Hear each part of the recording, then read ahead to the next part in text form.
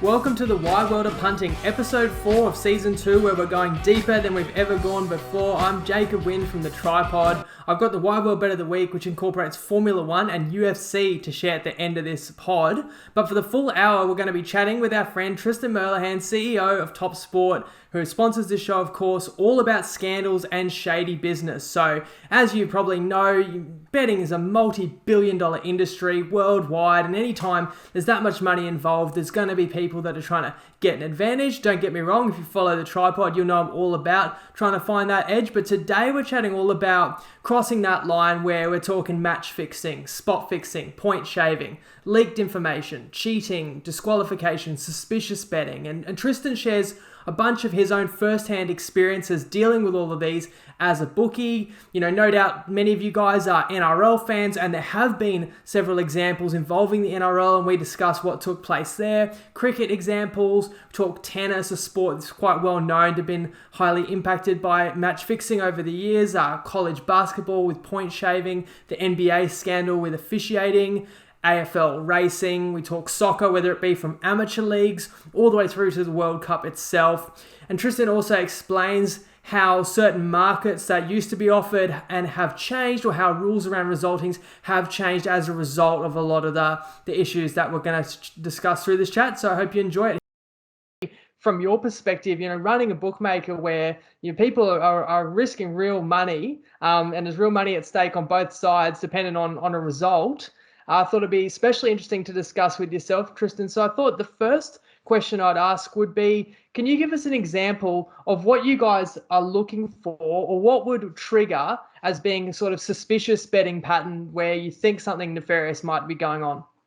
Yeah, no, it's a very interesting one, Jacob, as you say. Like there's been a few obviously prominent situations brought forward in over the years, and I guess from our point of view, what we're looking at is just anything irregular, and whether that means, you know, sometimes it might not be match fixing, it just could be that the market's wrong, but it's trying to then sort of understand why a bet's coming from a particular customer. So it might be a new customer that you don't know a lot about, or it might be someone that's betting out of the ordinary, or a known sort of professional. It might be overstaking and these sort of things. And it's not necessarily the case of that first bet or the second bet that you lay, because it's very hard to sort of pick up on that. But it's once you move the market price to something that, you know, whenever basically we move a market price, we're sort of saying, what should the next bet be in this situation? And when, you know, you go from a line $1.90 pick'em, and you might say, okay, well, I'm happy to take another bet on the minus here, so I might only move the line from 180 to 185, 195, or something like that.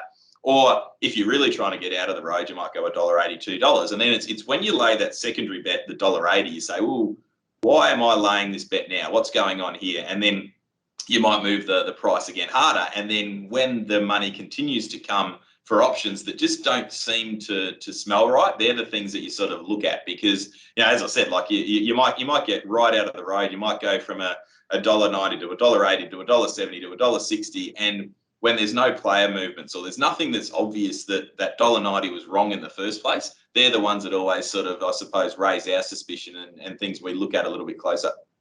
I always say as well, for punters, it's like one really important element when you're having a bet is, like, you're betting because you think the odds are in your favor, but it's quite important to understand why you feel that way, like why you think, basically, you think as a bettor, you think the bookies must have the price slightly wrong. And if the reason is, well, because you think that just in general they've got a certain team overrated or underrated, then that's fair enough, and that's where, you know, you back your opinion. But you guys equally are holding an opinion, and that's where, if you're seeing that money coming in but you can't quite understand why, I guess that's going to be a red flag. You know, you sometimes smell a rat, and then you're watching a situation more closely, and it's when something then happens that is not what you would expect in that game that you think, oh, like it either confirms your original suspicion, or you know, you say, oh, it was a false alarm, or there was another reason, or the money came because this player's hurt, or such and such like that. So, and from our point of view, like we're never one that you know, we don't ever sort of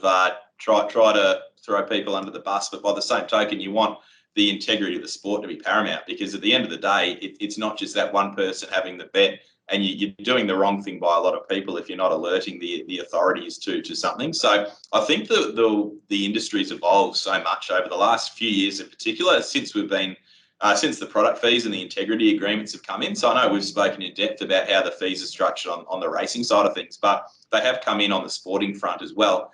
And it's actually termed as an integrity agreement because a lot of the funds are going in to uphold the integrity of the sport. Because at the end of the day, in order for us to take strong bets, we need to be comfortable that the events are 100% legitimate. The punters need to be 100% convinced, because the last thing you want as a spectator is to be saying, oh, something's fishy here or something's wrong, because even for people not having a bet, it'll cause people to turn off the channel. So basically, whenever there is something that looks a little bit suspicious, there's official channels that, particularly in Australia, that you will go down and you will, raise your concern with the powers that be. They'll look at the ledger, they'll look through the notes. We get a lot of inquiries all the time, really, from different sporting agencies, different racing agencies, wanting to look at our ledger, and under our agreements that we sign, we have to provide that to them, which we're very happy to do. As I said, we want to make sure that the integrity of the sport is paramount at all times. And yeah, from our point of view, if ever we sort of suspect something, then yeah, we will certainly at least talk to a few of the other bookmakers, see if they've had similar experiences, and then it will generally go up the chain from there. Integrity is such a key word, and I'd love to hear some more examples about that kind of communication channel. I imagine it can go both ways. As you say, you see something that you think's dodgy on your end, you could maybe inquire to the body that runs that sport, like, was this all above board, or did you guys see anything suspicious? But as you just referred to, it could go the other way, where somebody governing a sport is suspicious about what went on in a certain event, and so they actually have the ability to reach out to you and ask about, the betting activities. It's funny because, integrity goes hand in hand with kind of perception as well, and perception of fans and punters. And I don't know how many people out there really believe that a lot of sport is fixed, because I hear a lot of people say all the time, oh, this is fixed, or it's all fixed and stuff. A lot of people say that. I don't know how many believe it. But the interesting thing for me with integrity is there's an argument out there by some people that the more betting is involved in sport, the more corrupt or the more opportunity there will be for, people to fix results, and the more incentive for people to do that. But the counter argument is that if you're working with the authorities, it actually can increase the degree of integrity, because it's all registered, it's all recorded, every single kind of dollar that's placed. Can you give me examples? Maybe it was or it wasn't dodgy in the end, but examples where you kind of did investigate something that happened in an event? Yeah, well, a couple of things to touch on there, because like one of my bugbears is when people say, "Oh, this is fixed" or "That's fixed," and you know full well, knowing all of the information, that they're not privy to, that it wasn't the case. And I think, in my view, there, particularly in Australia, we've got to a point now where the integrity is at its highest I've ever seen, because of the fact that the vast majority of all the action is being placed in Australia with licensed bookmakers. Because and it was something that I've been quite vocal with a number of the different sporting agencies, that they were concerned about a number of the different derivative markets that you can offer, and the perception that might cause. But the reality is like, when someone misses a kick from right in front, he's backed the under 3.5 goals, or whatever the case is. It's that conversation piece. But I think what people don't realise is that the limits on those markets in the regulated space is so small compared to the overall. It's a spot fixing discussion compared to the match fixing. And from our point of view, like, the more markets you can offer and the more integral you can have, if someone is going out of their way to do the wrong thing, they're going to be caught, because you do have that two-way communication channel. And I think that's important. So one of I suppose, to touch on one that sort of went both ways, I guess, was probably 10 years ago, it was an international tennis game, and I'm struggling to remember the players involved, but I remember we laid a quite sizable bet. A customer jumped on 5 or 10 minutes before the game, and he had a really significant bet on this player, and it was $1.80. The whole marketplace was $1.80, $1.85, and we bet into the normal limit we take, and we shortened it up, and he came again, and then the market was collapsing 5 minutes out. And a tennis game is sometimes, maybe the player's hurt, or maybe there's something else to it. And then we handled the bet, and the market just collapsed all around the nation. So I was and around the world. So I was monitoring this game, and the player that the customer backed actually lost the first set 6-3. So I was thinking, we're in a decent spot here, because we were standing the match for more than we were comfortable with. But the funny thing was the player that lost the first set shortened from $1.60 into $1.35 after losing that first set. And then he went down another break in the second set, and he continued to firm. And I was just looking, and it was the most red hot game I've ever seen in my life. But because at that point there was no integrity channels to go to with the ATP. It was an overseas event.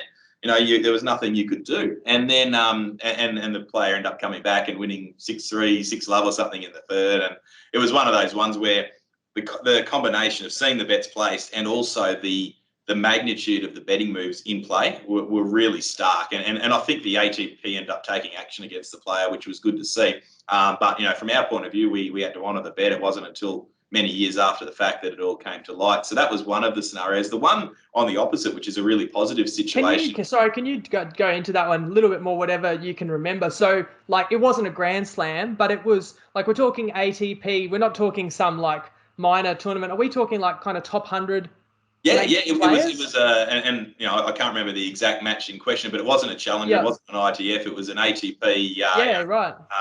Like 9 o'clock, 10 o'clock at night over in Germany or somewhere in that sort of space. And that was, when we were only just sort of starting out, it was one of those ones that, you looked at it and you could just, I got that sick feeling in my stomach because I knew we'd taken a bet thinking we'd be able to manage it and the market disappeared. And then the secondary bet that we ended up having to absorb it, we were standing for 3 times our normal limit. And when when you're watching it and you think you're in a good space, and then the market just sort of completely turns and it's doing things, it was a top quality game, and it got moved on by the regulators a couple of years later. So it was a really interesting. So a couple of years later, it was found out to be that player threw the match basically. Yeah, basically. But he won the first set. But then he threw the match. Yes, exactly. Yeah. And it was disappointing to sort of see that when because the reality that you've got to look at as well is from a bookmaker's point of view. Obviously, we're disappointed that we've lost the amount, but it's the punters that are on the other side, the punters that are genuine. Yeah, that's what I was thinking as well.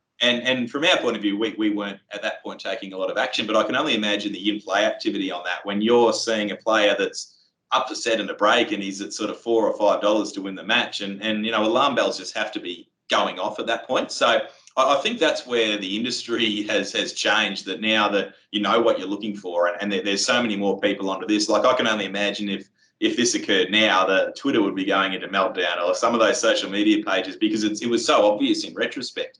And it's just the whole psyche of things had changed. The other one that was on the flip side, and why I was sort of alluding to the 2 points, was there was actually a situation there in the NRL which was quite well publicised with the Bulldogs and the Cowboys playing a game, and these two teams were at the bottom of the ladder. And I think it was right near the end of the season, and there was 15th versus 16th or 14th versus 16, and the game meant nothing. And there was a big betting plunge for the Bulldogs to be the first, for the Cowboys to kick the first penalty goal. And for the first scoring play to be a Cowboys penalty goal. Yes, first scoring play to be a Cowboys penalty goal. And, as soon as those bets rolled through to me, I was looking at them, and it was just the smell was off to begin with, because why would a team in a meaningless game take a penalty goal to begin with? It made no sense. So we had just our algorithm that had it priced at $13 or whatever it was. So we just get a nominal sort of figure, shorten the price up, and then the bets continue to come from $13 into $6, and that was the real stark warning sign for me. I was like, there's something completely wrong here. So now we preempted that move, and we were just trying to sort of get out of the road. We didn't want to take much activity on the game on that betting option because of the fact that it just didn't look right. And I'm sure people will remember the situation where Ryan Tandy lay on the Cowboys player and gave away a penalty right in front. And Anthony Watson. I actually believe just before that, he had the ball and dropped it. So first he dropped it in possession to give Cowboys the ball. Then he lay in the tackle to give the penalty. Away, and then the Cowboys took the quick tap, which is rightly so. They should have done that, but it got spread out wide, and they scored in the corner. So what you still question, and obviously to me it was a genuine attempt, and I think all that came out, and obviously Ryan Tandy got stood down from football, and it was a losing betting fix in essence, and there was a lot spoken about it. There were we had to provide all of our records and all the bets that were taken. So it was a really interesting one. But just the way the officers got onto that case really quickly, even though it proved to be unsuccessful, I think was important because, you can only imagine that if it went unnoticed, even though the bet ended up losing, there could be a bigger scenario that popped up down the line. So that was, the question you asked then is was there anyone on the other side that was meant to take that or meant to be involved in taking the two? And you never know. But it was one that I still scratch my head at because it was just the circumstance that was so obvious. Like if it was a state of origin game, and obviously that would never happen in that sort of level, you can imagine laying bets on a first penalty goal as a first scoring play because it's a tight expected game. But in a situation like that, it just made no sense. So to answer your question, you're just looking at it from the word go, saying there is something up here. I need to be mindful of this. And to their credit, the integrity officers were on it on Monday. I think there was so much said of it, and it was a really sort of silly one to try. But it's evolved. And I think in terms of where we talk about match fixing and spot fixing, I think that the biggest key element, I know there's been some Pakistani cricketers that Muhammad Amir that got in trouble for some spot fixing there a number of years ago. And I think the importance and what I stress to all of the sporting bodies when I talk to them is the more you can legalise and open these markets up for the regulated environment, the easier you can sort of get rid of the bad eggs out of the sport. Because a lot of the activity on cricket, for example, goes to the underground bookmakers in India and of the black market people where you've got no recourse. And I think it's important to try to keep the money in a regulated space, to have all the markets in a regulated manner, because like even if that penalty goal came off in the Canterbury game, we could preempt what was happening. We didn't take significant bets because it looked so fishy. And I think that's the case. Like people always talk about someone bowling a wide eye, it's a fix or whatever the case is. But there's no bookie in his right mind that's going to take a really sizable wager on an instance like that in the regulated market, in my opinion. So I think sometimes it gets played up a little bit. There are certainly a lot of instances where it doesn't, and it can slip through the cracks. But I think that's more in the mainstream markets, and sometimes it's situational as well. Yeah, that example that you gave would be familiar to a lot of listeners, especially because we've got, an NRL fan base kind of audience. And I think about that fix in particular, like I can see maybe why they thought it was the perfect crime. Firstly, you're picking a kind of innocuous market. It's very long odds. So if you can just get a bunch of, decent sized bets around, and from memory, because it was all on the news and stuff, people were walking into tabs and placing cash bets and stuff. So there was, in theory, no real personal records of who were getting these bets on. But that's really interesting that you yourself actually recall it and know that people were betting on their accounts, because obviously that was going to be tracked to them. And those people that were having those bets, most likely had to be in the know. Obviously once they'd set this up, they would have got word around for people to get the money on. But in theory, like if I had been watching that game, there's no way on earth I would have ever thought anything suspicious happened. Like a forward spills a ball, 20 out from his own goal line, and then a tackle or two later, he's laying in the ruck a bit too long and he gives away a penalty. And then, as you say, the Cowboys didn't kick the two, but whether they had or whether they'd spread it wide and scored, either way, like nobody who didn't know anything, had any reason to suspect anything, would have blinked an eye. But when you combine watching that with the knowledge that there was so much irregular money in a market that would usually be for recreational punters to have $5 or $10 or whatever on who's going to score the first try, or even if you are going to pick a team for penalty goal, it's like a bit of fun. It's not like a sharp play. So these are probably the biggest bets you've ever seen people try and have on that particular market. And that's what would have raised suspicion. So when you combine the two, that's what you're talking about, where because you're knowledge sharing and you could share with other bookies and you could share, with the NRL, the betting activity, then when you watch it back, it is pretty obvious. And then obviously they would have at least had their suspicions, and they investigated and they found that there definitely was wrongdoing. And you mentioned, if it's not regulated, it actually could be less legitimate. That's a bit of a debate that's been going on in the US. Obviously, college sport in particular is massive in the US, and the athletes essentially are amateur.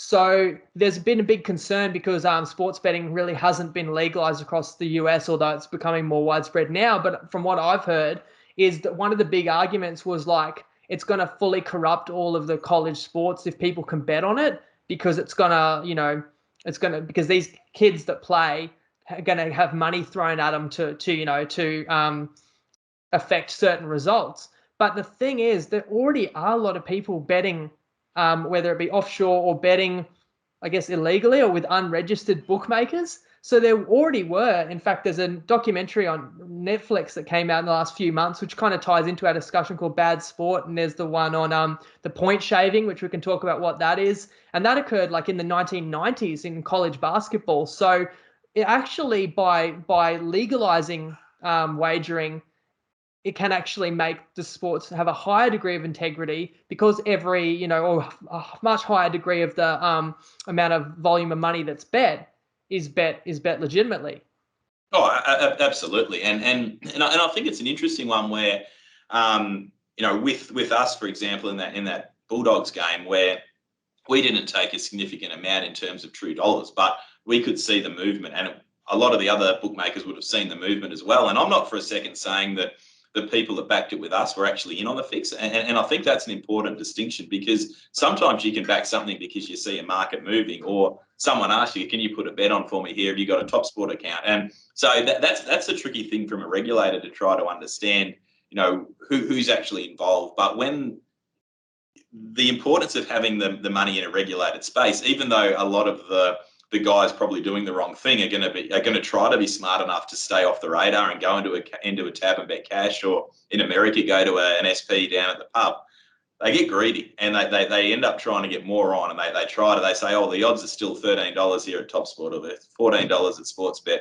Let's try and get something on there, and it's only a couple $100 that no one's gonna twig. But then when you put that in with the overall picture, it's amazing how then, everything starts to make sense. Because as you said, like if you're just watching that game, you wouldn't have necessarily thought anything was up in that situation. But when even not being on our side of the fence and knowing the bets that have come in, if you see a market, and in the day and age where things are being talked about, if you see a market go from $11 into $5, and then something like that happens, then a lot more people are onto it. Particularly if, like where you say was the biggest bets we've ever taken on something like that.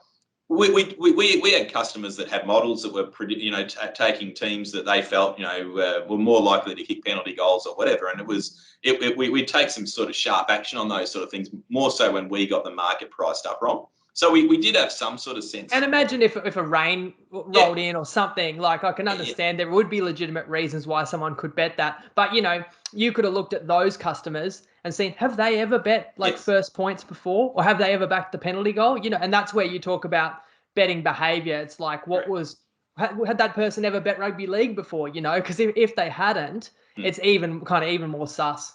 Yep. Yeah, no, and it was funny. I still remember actually weeks after all the news started to break, the people involved were actually then backing penalty goals on subsequent games. I guess trying to sort of mask their activity to make it look like they were, which you just shook your head. It was like, well, this is, even though the bet lost. So it was, but yeah, it has evolved and has changed, and I think it's a positive thing. And I think, as you say, the regulated environment is so important.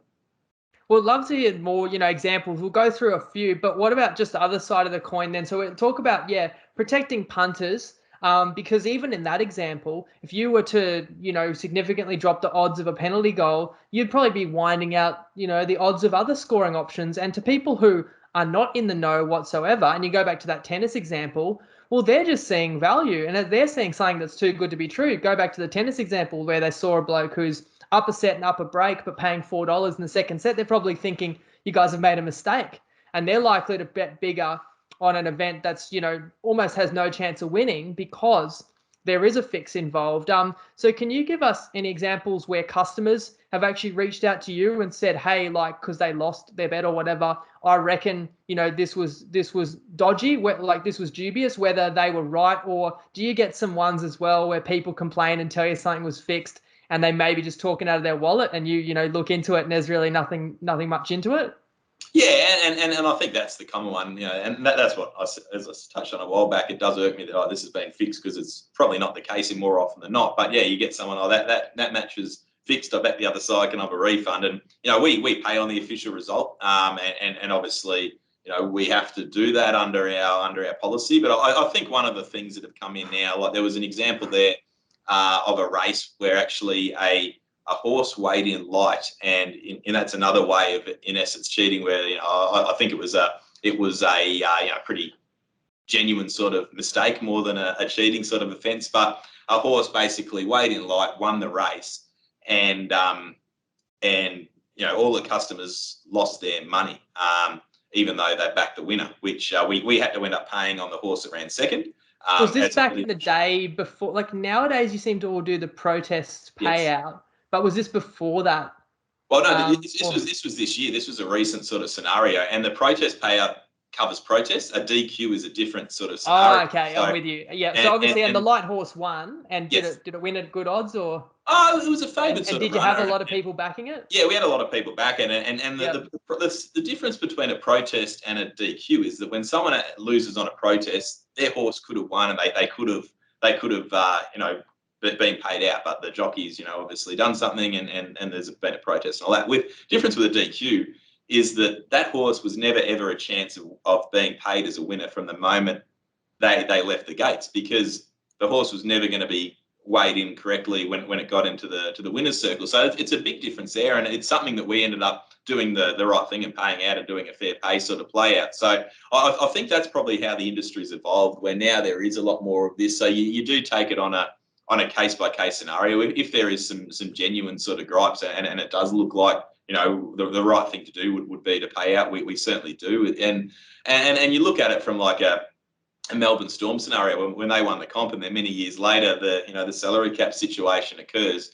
Obviously them being one of the favoured runners in a lot of those premierships, there were a lot of people on them. We've paid them and they've collected, and good luck to them. But people can come to you down the line, back to whoever ran second in those years, I should have been paid. So I think they're different sort of scenarios. Like you just have to weigh it on face value, and if something just looks terribly off, then it's a sort of different feel to it. Like whereas that Melbourne salary cap sort of scenario, I think it's a different scenario. Someone caught cheating there, and on a financial side of things, as opposed to someone actually going out there, like in that tennis game, never ever being in the match to win it, and punters, as you say, jumping into what they perceive to be value, which turned out not to be the case at all.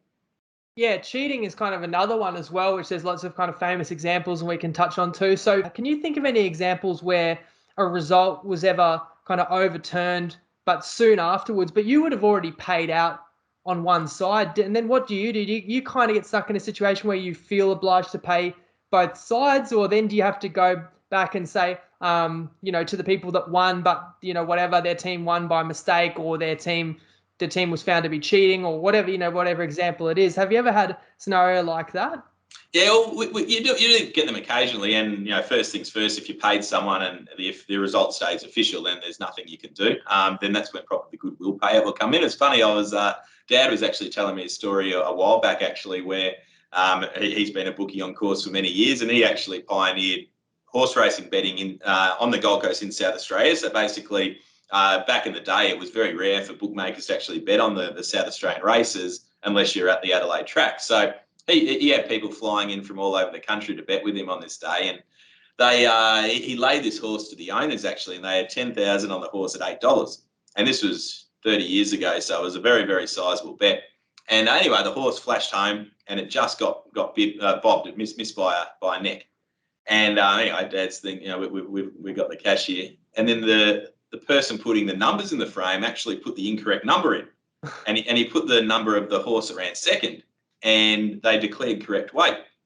So Dad had to pay out on the horse that didn't win, and then as a goodwill gesture had to pay out on the horse that technically won the race as well. So there was no cheating involved. It was an innocent mistake, and I guess that's where you touched on. Is it a mistake? Is it cheating? And it's a different side of the coin you got to sit on. But it's a tricky one to sort of like. You just got to sit down. You got to logically think through the scenarios. You got to think what's the right thing to do here.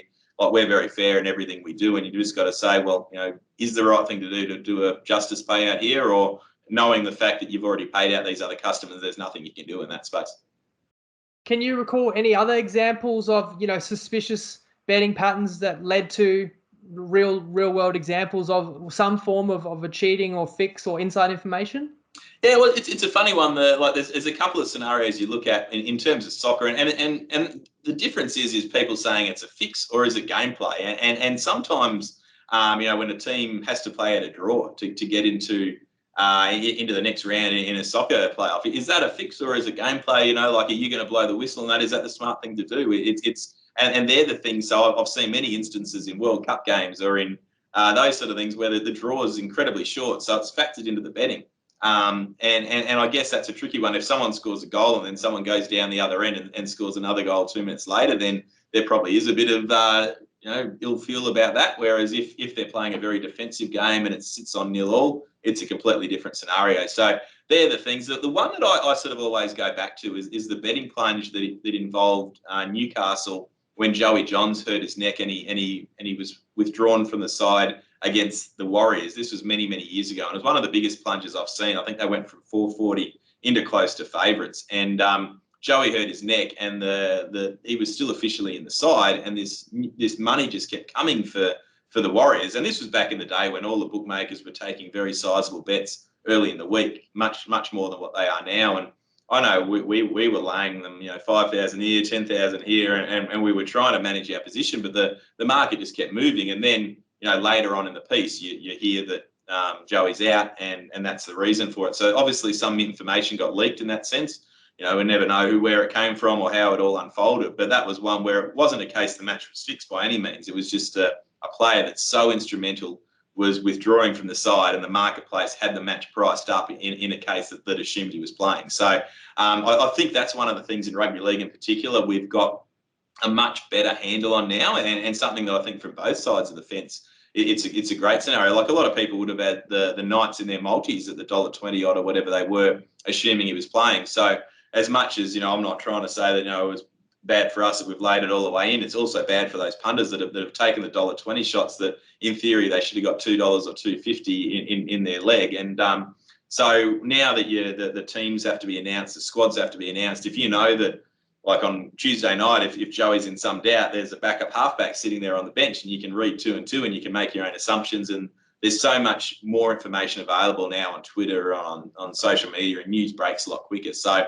I guess that's one of the real life examples of one of the really big moves we've seen. And then some of the other ones, you see some of the smaller leagues where, again, that's a tricky scenario, trying to work out if you've just got the market wrong or if there's something foul at play. And I've seen, many of the Chinese soccer leagues where we know very minimal amount of where the draw might have gone from 360 into nothing, or a team's gone from 250 into nothing, and you sort of look at that, you say, well, are there players out? I don't know enough about this league to make a call on it, or is there something dodgy going on? And it's very difficult when these events happen overseas because you don't have any access to the governing bodies, and that's why I think it's so important and so good in Australia that everything is very, there are a lot of channels that you can go down if you need to raise something.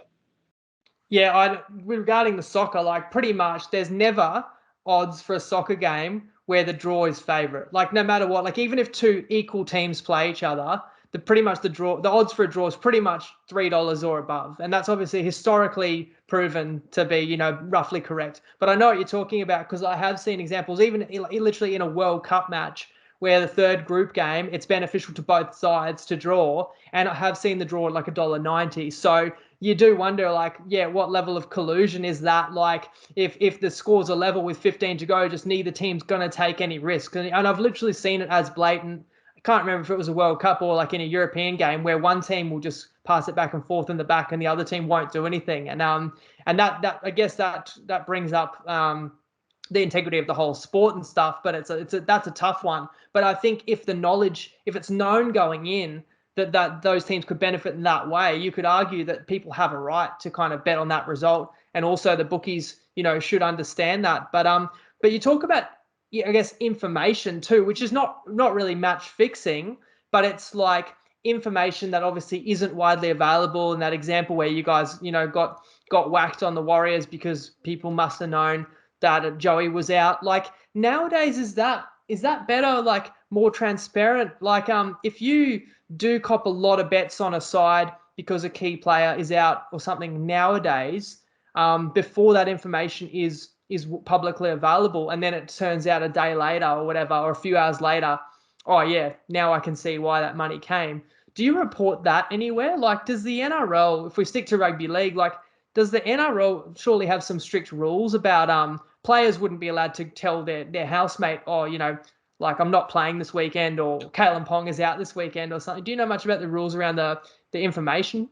Yeah, I'm not 100% sure on the rules, but I know for a fact that the NRL's right onto it, and the AFL, they're so concerned about the integrity of their game. They don't want news getting leaked before they're able to release it to their official channel. So we've had many instances. Can we see a ledger between 12:10 and 12:30 and see what bets were placed when the market started to move? Like, you can sort of see when you're looking at trends and you see a line go from 4 to 5.5, and you say, well, or 4 to 6 or 6.5, and then an hour later, Kalen Ponga happens to pull out. Like, it's something that they do look into, and then they'll investigate it, and they'll make sure they'll see if there's any linked customers and these sort of things. So they do a really, really good job in that. And I think this year, or the last few years, it's been so good in terms of how that's been so transparent from the punter's point of view. Like, if like I know we had a good chat there in the last week of the regular season, when there was a lot of players that maybe weren't going to play, maybe because it's a different thing as well. Like, if coaches are playing ducks and drakes to put players in a side to give their team a better chance or to throw off the opposition, it's not betting related, and they're entirely within their rights to do so. It's when they put a team up, I suppose, knowing that player X isn't going to play, and telling people about it to back the other side is the area that needs to be pulled up. And I don't see any of those issues. Like, I know we spoke about the game a couple of years ago when the Dragons are playing the Storm, and the market moved significantly because we put up the wrong odds, or the bookies collectively put up the wrong odds, where it was always likely that they weren't going to play all their players. Now, there's nothing wrong with that. There's no malice from either side in a betting sense. It's just the bookmakers got it wrong. So yeah, it's trying to distinguish between the two. And as you say, with that soccer scenario, like, if they are playing, I remember I was over at the World Cup when the Socceroos had to play Peru, and the two other sides in our pool needed to play out a draw to go through. And you're sitting there as a fan knowing that it's highly likely the other two sides are going to play a very defensively orientated game, and they did. And that's in their interest. It's not from a betting point of view that they're trying to profit. It's trying to get their nation into the next round of a World Cup. So it's something, when it's something completely unexpected, that it needs to be investigated. It's not as though when, logically you can understand why it occurs. But yeah, as you say, there's collusion. There's trying to get the information out in an appropriate manner. And I just think the way things have evolved over the last 5 or 10 years has been so good in that sense. And it's just having the transparent amount of information, I think, is so good. And I think the last thing you want as a regulator as well is a fan of your sport having a bet and leaving with a bad taste in their mouth because of something that's out of their control, and something that their perception is that the league could have done something differently to stop it. Yeah, the player information one is interesting because we understand, like, key players do affect the odds, and definitely if there's mass changes. At the same time, it is in a coach's interest for the opponent to not necessarily know exactly what lineup or which players he's going to deploy. So that's where the league kind of, in the NRL, they implement rules like you got to name your 1 to 17 on a Tuesday, but you can have the 4 reserves and stuff. So there definitely can be advantages gained by people and by punters. That example you gave with the Storm, Craig Bellamy openly said it in a radio interview on Tuesday morning that he wouldn't be naming a lot of guys. People got wind of that and started betting Tuesday morning, because I'm pretty sure, if you recall, that plunge and that big line shift really occurred before the team actually came out. It kind of just became widespread. So, but yeah, unless Craig Bellamy's kind of saying that secretly to somebody, I'm not going to be naming anybody, and then the word gets out kind of, in the shadows, and then people are betting it, that's where it becomes wrong. But even like just listening to interviews with players or with coaches and stuff, and reporters will ask, how's this player looking with their injury? You can sometimes get a little bit of insight just in terms of how confident they sound on if a player's going to play. But you've always got to keep that in mind, that it may not be in that coach's interest for everybody to know for sure. So it's fine if there's uncertainty, because the uncertainty is priced into the market as well. We can go through some other examples. You mentioned cricket, and maybe the difference. You used the term spot fixing. Would that apply in examples where cricketers have been caught doing the wrong thing, where it's not a whole side throwing a match, it's specific elements of a match? You mentioned some Pakistani cricketers implicated. The famous South African Test captain Hansi Cronje was also caught.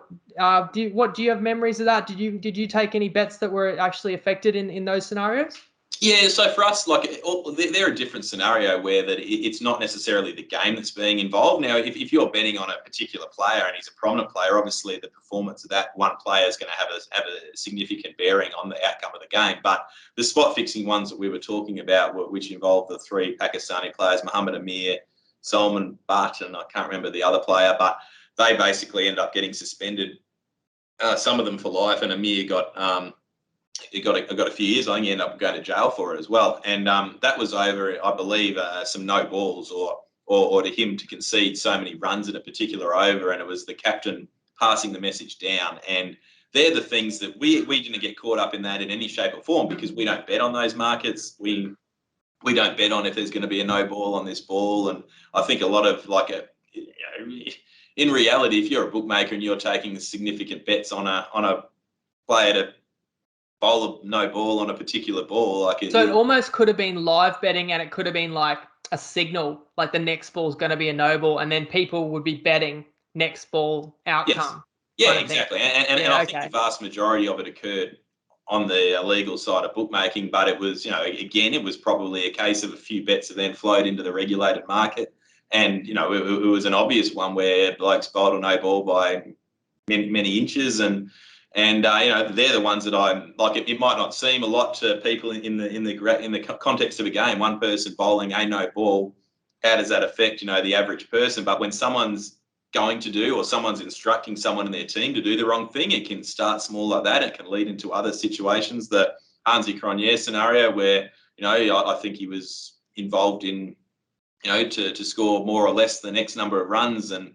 Like if you get out for 30 when you can't get over 33, like he could have gone on and scored 100 and won the game by himself, and he didn't. So they're the things that I think as we're betting more and more on these individual type markets, I think it's so important that we've got to the point now in the marketplace where there are a lot more options because it's great. Like if you're getting a truckload of money, like if you're betting on player X, for example, and his average is 25.5. and you've got the line at say 25.5 for argument's sake, then you should get close to close to money each way on it. Like maybe he's out of form or maybe the conditions don't suit and there's a bias towards the overs and the unders. But you can sort of tell if something's up, that market will get back from evens into $1.40, $1.30, and then that there's something just not right in that scenario. So, but by the same token, all this spot fixing now, like I think it does get blown a little bit out of proportion in the mainstream market because our limits on the exotics are 1/50th of what a main market is. So I think that's why the importance and I know it's probably never going to be likely that it gets legalized over in India, but that's where I think the paramount or the biggest drama is that these massive wagers are getting placed with your Indian bookmakers that maybe then flow back into the marketplace, and it's not good in that sense because so much of the worldwide wagering occurs off the radar, like kind of like black market, and with their population I mean there's a population over 1 billion, but there's still I think over 100 million like really living really affluently as well. So you can imagine the sheer volume, and cricket being a religion too, would be by far and away the number one event that's being bet on. That's got to be crazy in terms of the amount of money that could exchange hands. So like to give an example with cricket then as well, it's like a player could be told, they're going to be paid, under the counter to score less than 30 runs or whatever. And if you watch the game and a player scored less than 30, you wouldn't blink. But as you said, as a bookie, if all you took was unders bets all day and goes back to like people who don't usually bet that, but they're having their max stake they can have on a player under 30, then you would watch that innings really closely and you'd be like, is he... Yeah, he's going to be subtle, but does it look like he's kind of throwing his wicket away? Or especially once he gets, in the 20s, like, was he playing differently? So that's where, all that information combined, you can often figure out what happened. You gave us a real life tennis example. So the only other thing I wanted to touch on with tennis, what I've been interested in is it would be a very easy sport to fix. And I think it probably has been over the years. There's been like a lot of, dark organizations that have gotten a few players in their pocket, and especially because you can bet on, not even the highest level. So they could get, secondary tier players. So what I used to wonder was like, all you have to do is get a player who should be a favorite in a game, and and then like tell them that they're they're not allowed to win the game or whatever, and then get the money on the underdog wherever you can. And then if that player, the player wouldn't even need to fake it by hitting a bunch of unforced errors. They could just retire injured or hurt, because that used to be a loss. So that actually was that's why the rule has changed in the last few years, isn't it? Do you remember how that changing of how you used to result tennis matches? Yeah, so it's a funny one because the rules changed a couple of times over the last while. So basically, the rule used to be that a player, I can't remember what it was at the outset, but that it changed the match must run to completion for bets to stand. And that was, I think, Kafelnikov. It wasn't anything betting related, in my view. I could be wrong, but it was in the Davis Cup and he was blowing up about the potato patch that the turf he was playing on. And I think he pulled out when it was 6-love, 5-2. He was going to get beaten. So that match, the bookmakers determined that we need to change this, which the rule has now come back to around the world now, where if one set's being played, the match is deemed a real life match, and then you pay out on the back of that, because you could get players where they could have a free hit where it could go the other way. I was thinking that as well. Yeah, Yeah. you could tell a bloke, we're going to absolutely load up on you this game. Just go out and try and win. Well, if a bloke goes out and tries to win, it's not going to look suspicious at all. But if they said to him, but if you're not about, like if you're about to lose, you must retire hurt, and we'll get, if that's resulted as a push or a void, then that's what you're talking about. That's a free swing.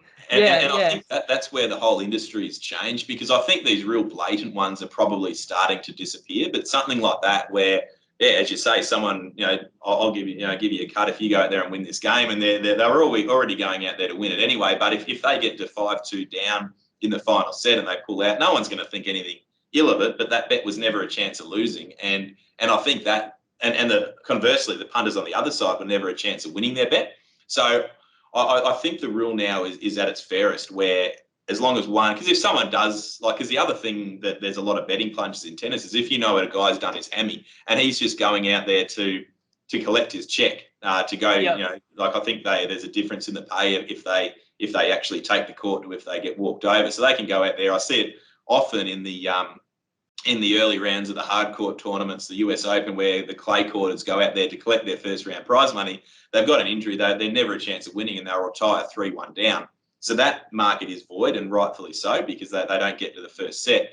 Whereas if they battle on and they pull out, two sets to 1 down, then like the person on the player that had the good lead, I think deserve to be paid. So I think the rule's right. It's changed a lot, and as you say, things change when these sort of items get brought up. You think through, and we're certainly trying to make sure the rules are fairest in all occasions. And you're never going to, if you're going out there to exploit the rules, you can find loopholes, but it's trying to sort of shut it down. Like you might have in a best of 3 game, go out there, and if you're down in the first set and you're not going to win that first set, then again, pull out, because we do get our money back. So you're never going to get the perfect scenario. But when players start to do the same thing over and over again, you do sort of get clued into it. So, but there has been a number of rule changes over the years. Like in Australia now, you can't bet on the first ball of the match in cricket.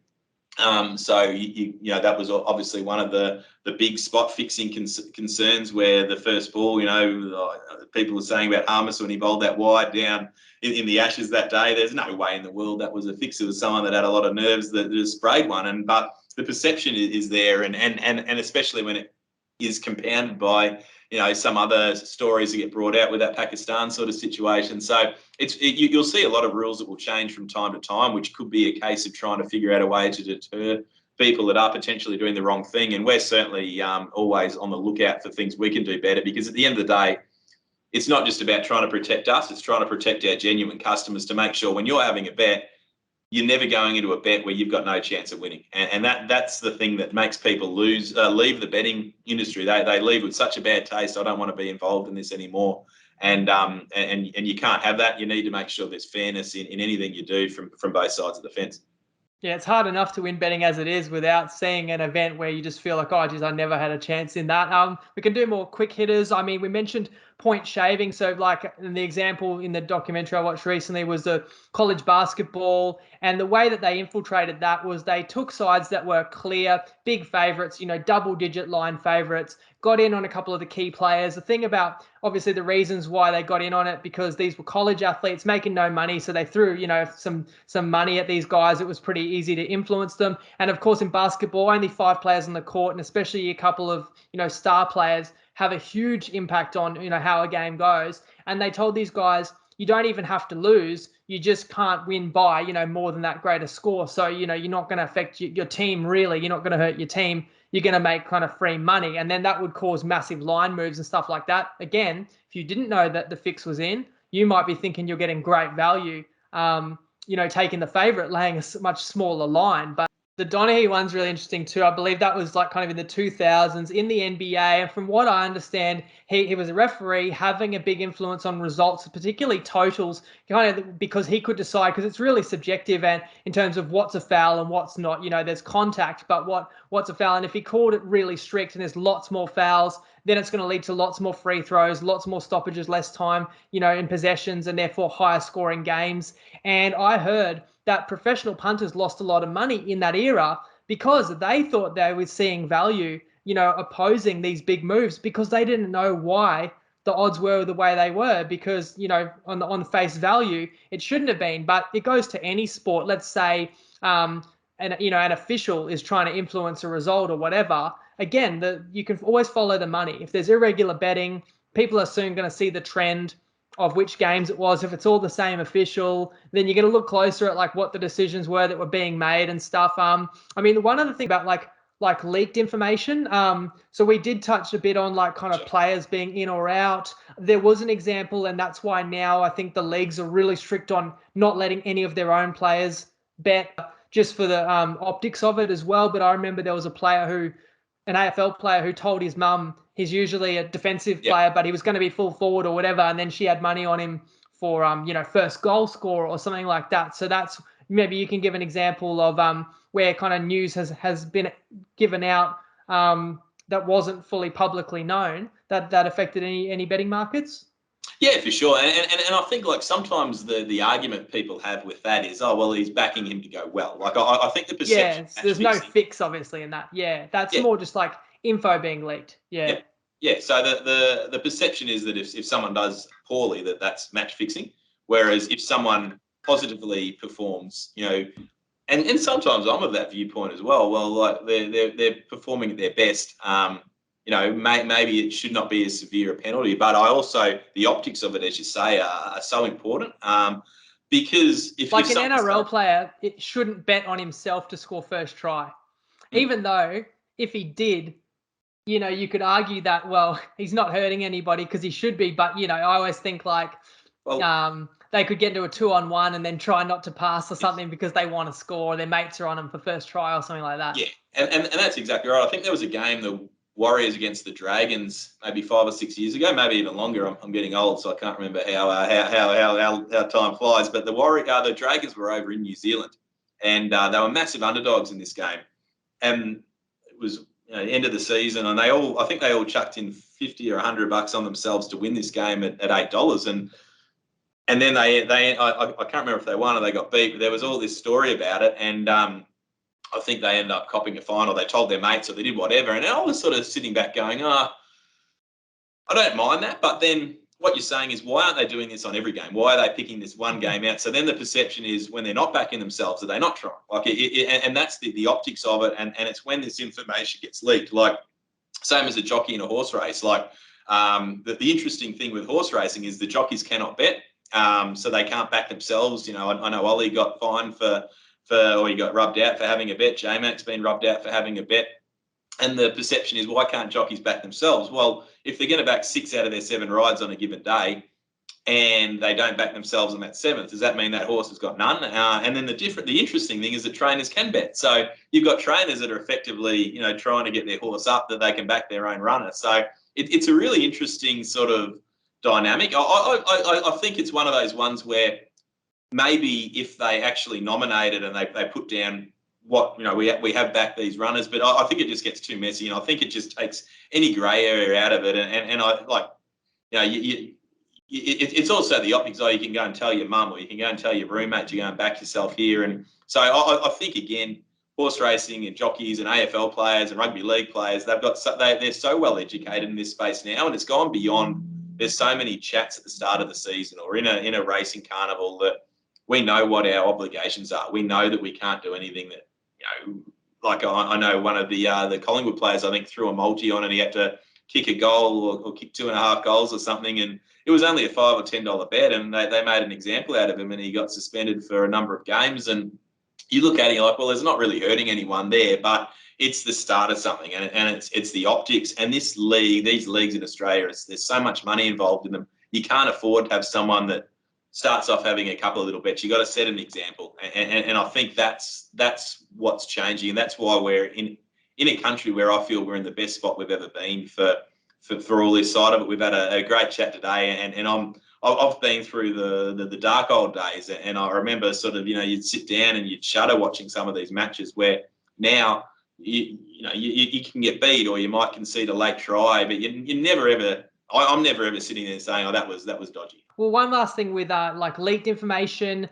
The Bulldogs got caught cheating the salary cap in the early 2000s. The Storm got caught in the later 2000s. And there were seasons where points got taken away mid-season. Do you remember ever getting any bets like for Wooden Spoon? Because like there's been evolution. Like we talked before about certain bets, bets are resulted differently in tennis. Now you don't allow certain bets on first ball in cricket. I know there's less bets. I don't even know if you take first scoring type like in rugby league. Do you still let people bet if there's a penalty goal first? Or I think with rugby league now we bet first score, but we don't bet on the first scoring play. So yeah, there has been change. So there's been changes. But do you recall those ones? So I was going to say now it's usually written as least wins rather than Wooden Spoon to protect from a team, losing a bunch of points. But do you remember those specific examples?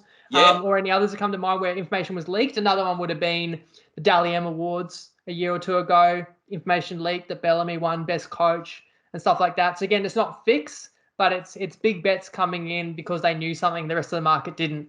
Yeah, and I think the obvious one that comes to mind was the Bulldogs when they got their points taken off them, and then Sonny Bill fled to France, and when that news was all breaking, I remember we were laying them at 50 to 1. We laid them at 50 to 1. We laid them at $26. We laid them at $10. We laid them at $5. It's a team that's top of the ladder, or up there. That's really no chance of finishing with the Wooden Spoon. So yeah, exactly. The odds would be crazy. That was a crazy one, and that was one that we bet too big in at the time when that was all happening. Again, that's not match fixing; it's just information being leaked. And you're right, the rules have changed on the back of that. That caused a key move where the market went from Wooden Spoon to least regular season wins.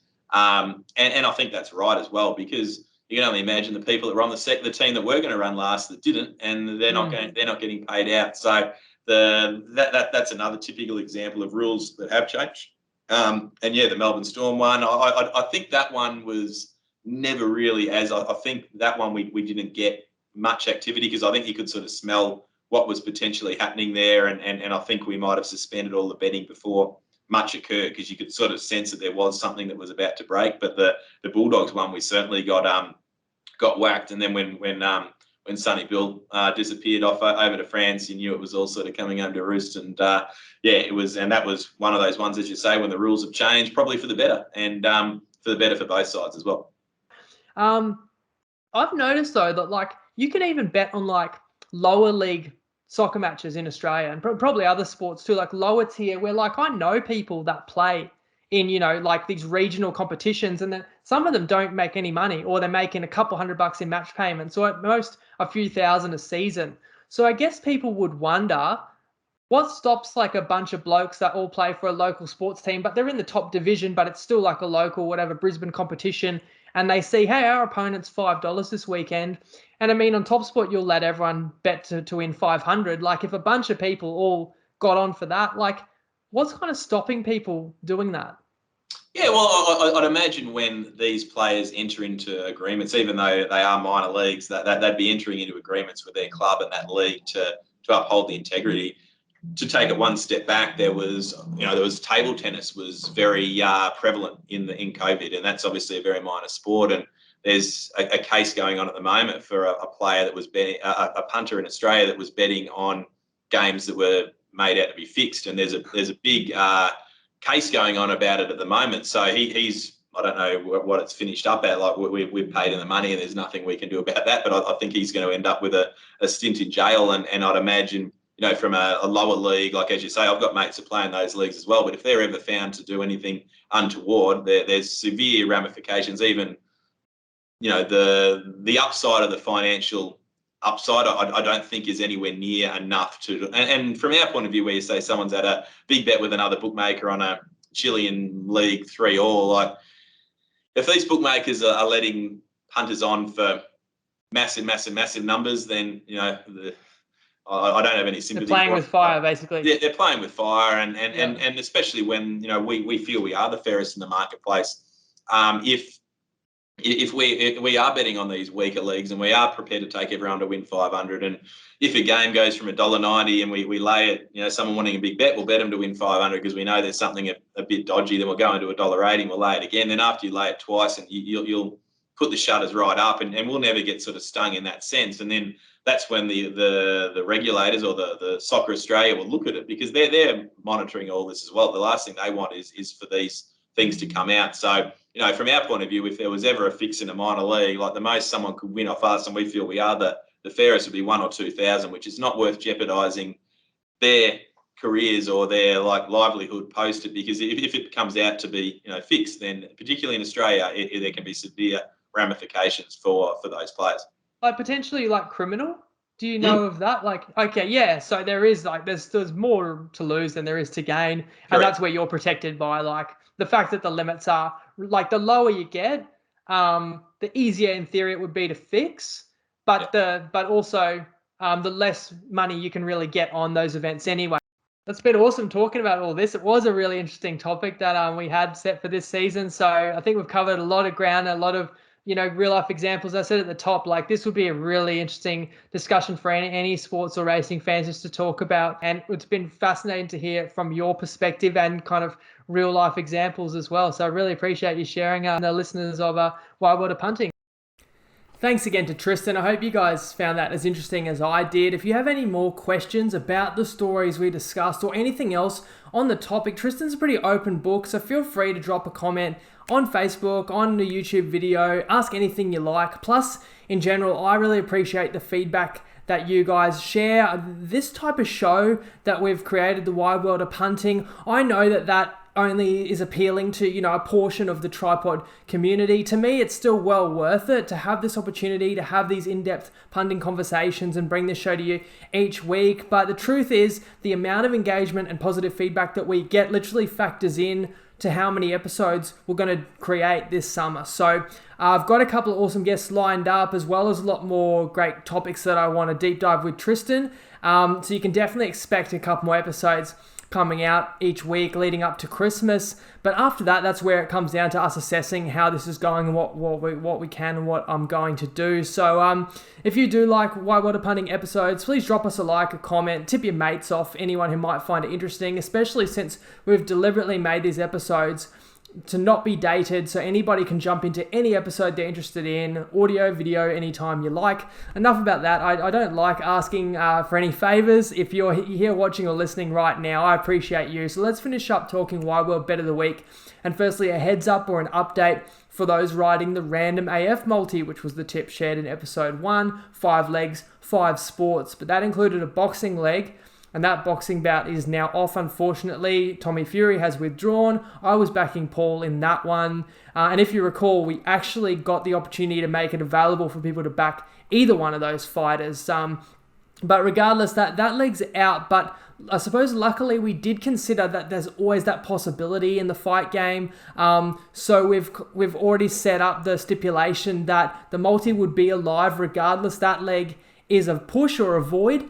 And we'd already agreed that the 4 other remaining legs would work out to be a $5 shot. So, if you backed Paul, you had 13-1 on the random AF, but Paul was $2.60 to beat Fury. So that brings it back to a $5 multi, 4 legs. But of those 4 legs, Man City's already won Group A of the Champions League. Patriots are making the playoffs. Not mathematically yet, but I'm calling it. Like, they're definitely making the playoffs. I think they sit top of the conference right now. We just need them to be top 7.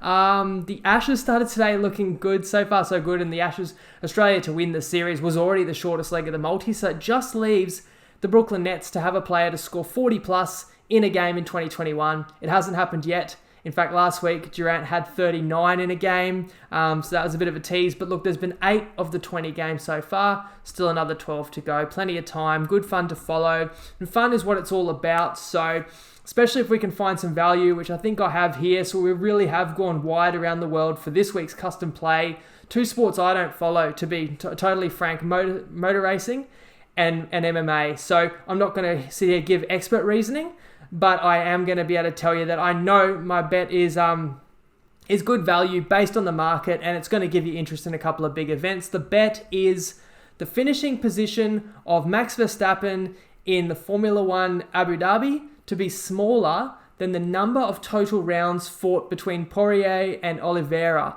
in UFC 269 on Sunday. The odds are $2.25, the max stake $200. So for example, Verstappen is a clear second favourite behind just Hamilton in the Formula One. Let's say he comes in second. Then we would need that fight to at least start round 3, to go beyond 2 rounds. So note that wording where the finishing position needs to be a smaller number than the number of rounds that get contested in the fight. If it's an equal number, that is a loss. So for a little bit more context, odds-wise, Verstappen's $1.30 to finish top 3. The fight is about $1.50 to finish within 3 rounds. So the odds are in Verstappen's favour, but we're getting this underdog price because we would lose in the event of a tie. But I think it is something different, something fun, and I do enjoy the ability to get creative with these and have a punt on sports I know nothing about sometimes, but without feeling like I'm throwing away money, because I'm able to really dive into the markets and figure out what odds we should be getting and negotiate a really good price for our followers with TopSport. So thanks to them for having the balls to always take us on with these. They never knock back really any suggestions, no matter how creative we get. And if you do need a TopSport account, of course, use that code TRIPOD, TRYPOD, and feel free to reach out to me afterwards if you do. Good luck if you jump on this one. We're still looking for our first win, but I mean, in fairness, 2 of the 3 plays have been multis, which is still pending, and then the one play that lost, $3.50 loss on a heartbreaker. Maybe we get that W this week, so good luck. Shout out to Nettie and the Prop Me Up boys as well for weekly NFL tips that they've been providing. That's exclusively on Facebook, on the Tripod Facebook page and the group, and these guys have been heating up in recent weeks if you do follow the NFL and you're interested in that. But whatever you do, whatever you punt on this week, do it responsibly. Have a good one, and Lego.